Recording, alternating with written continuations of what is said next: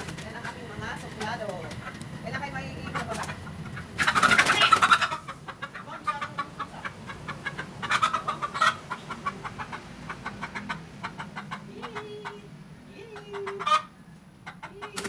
Ganyan siya. Ganyan sila.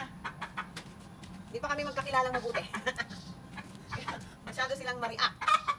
Oh, di ba? Di ba? Okay. Nakapakain lang natin. Kakalagin lang natin ang kanilang feed. Magdilig.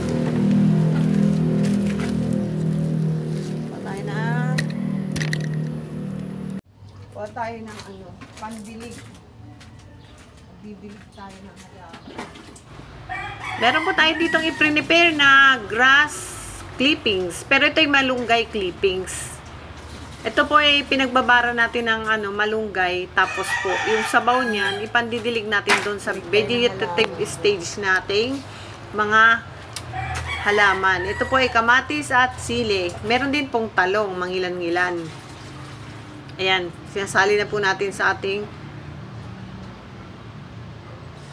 pandilig na na container.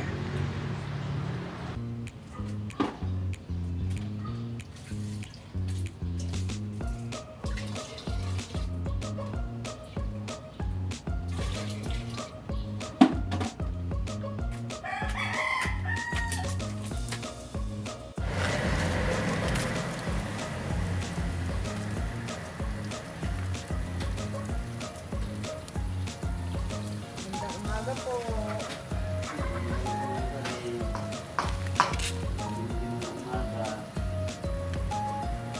Okay lang yan kaysa walang bagyo sa may bagyo.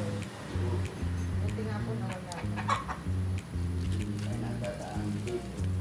Meron nga po sana ngayong weekend. Natatapos ay bukas.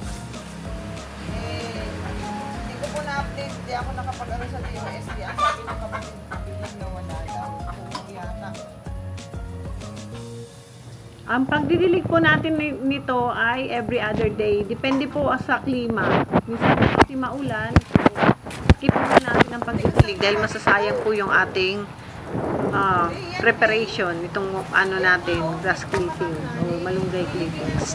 Pwede naman po kahit na anong klase. Pwede rin pong damo, pwede rin pong anything, Madrid cacao, o basta po yung greens, mga greens po na pwedeng ibabad and then pwede po natin siyang idilig. Wala pong wala pong ratio. Basta pwede pong natin idilig yan. Pwede rin po yung mga pinag-ipon-ipon nating mga kalat na sa kusina.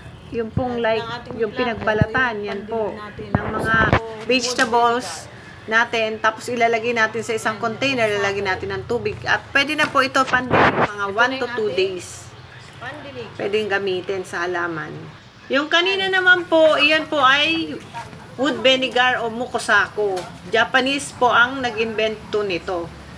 At ito po ay maganda po, napakabuti po nito sa halaman.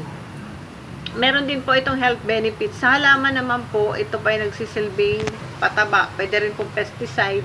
Pwede rin pong tumunaw ng mga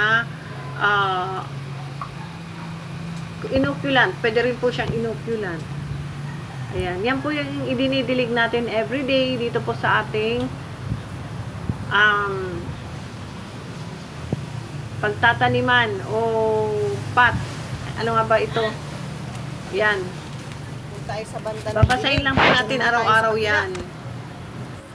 At in 1 week, we expect na matutunaw na po yung nilibing ko dyan na pinagbalatan ng cabbage. Nilagyan ko po kasi yan mga nabubulok na bagay, organic materials. And then, saka natin pwedeng pagtaniman. Pinatataba po natin ang lupa bago natin taniman. Ayan. Ganyan po ang everyday na ginagawa ko sa ngayon. Bagong po natin, routine po natin yan.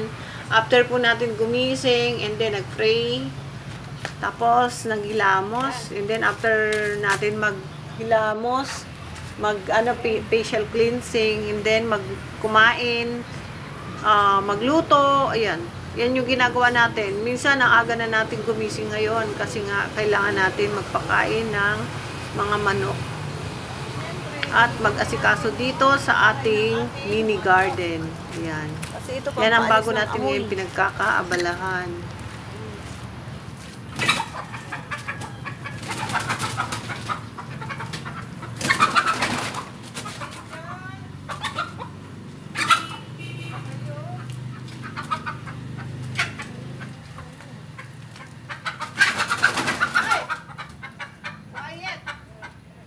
Ang iingay.